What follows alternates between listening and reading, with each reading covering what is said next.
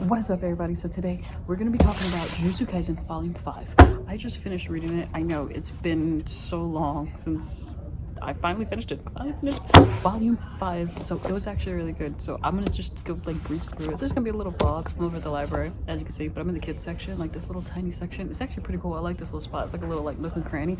Somebody is in my spot, my designated, like I got this like rectangular chair.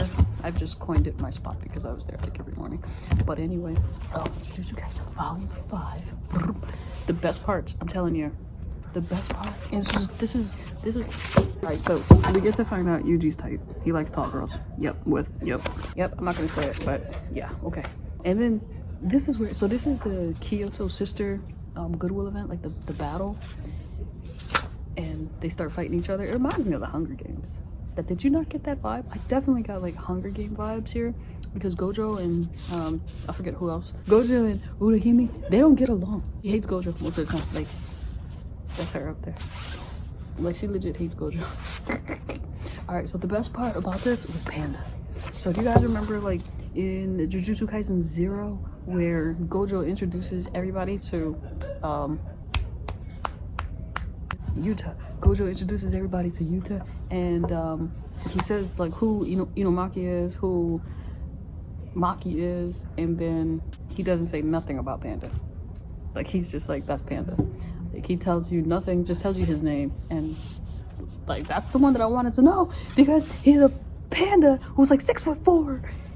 Like, you told Yuta Inomaki's power, Maki's power, and you just said Panda and you left it. So Sukuna actually in season 1 tells us that he's a cursed corpse, right? But even better, when Panda fights Mechamaru, because Mechamaru is a robot, but he's not really a robot. We find that out too. I thought he was a robot, like just straight up robot. Boom, boom, boom. Mechamaru comes in and blasts the panda, but he's like, don't worry about it. He's a cursed corpse. He'll be okay. Mechamaru is a cursed corpse too. Dun dun dun! Panda is the magnum opus of the foremost practitioner of puppet jujutsu sorcery principle, Yaga, a cursed corpse that was born sentient and capable of having emotions. Panda is an abrupt mutation cursed corpse, not a panda. A man-made cursed corpse will have a core instead of a heart. Bam! We get the full story.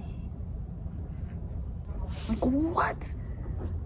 Like, this is the best part about Volume 5.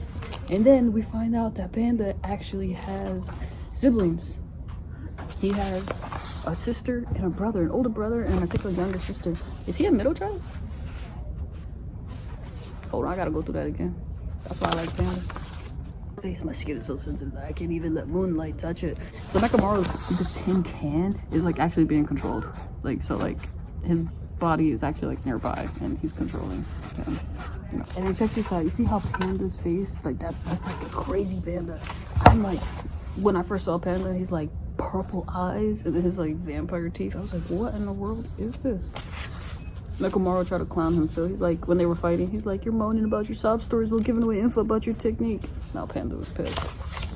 He has an older brother and sister. Oh, okay, so he's the youngest, my bad. They're inside of him and they'll always be there for him to lend him their power. Boom, boom, boom. That's why he has, there's usually only one core, the heart of the cursed corpse, but Panda has 3. And he switches between them and he can transform his body. And that's why you see like that gorilla Panda. That's what they talk about in the next section here. The balance type, the panda core. And you see like Panda eating like leaves and he's a little panda. And then you got the gorilla core. But they don't mention his sister's core because it just says my sister's core was hit by the initial shot and his panda core is on the last legs from the previous attack when he was fighting Mechamaru. So I was like, what's his sister's core? I don't know, kind of confused me a little bit. So like panda core, gorilla core, and then like what other core? Unblockable drumming beat. So they go into just like more about Panda. Human hands, that's he could like transform his body. Like he was not playing. Isn't that crazy? And then we finish up with Noritoshi and Megumi. I call him Megumi, but like Gojo in the anime says Megumi. the Narutoshi and Megumi fight. And then, ugh. Yo, Norotoshi's eyes, every time he gets like that, it's like, look at that. Blood manipulation. Sleep. Inumaki was here for a little bit. Remember Inumaki? When he tells Momo to sleep, he's like, sleep. Inumaki's a beast. Love Inumaki. He has the divine dog. So we finish off with Inumaki in the woods. And he's like, kelp, salmon roe. Somebody's here. Cursed spirit. Boom! Ah! What does Gojo call this? Darn, I forgot. Tree stump. Takes out both babies. Look at that. And then my favorite. Come on, look at this. So we got Inumaki and the tree. Spice Godro. Boom, boom, boom. Well, look at that. Look who's here. Mahito. He's my favorite villain. I would like to say he's like one of my favorite characters, but he's a villain. But yeah, Mahito's actually like one of my favorite villains.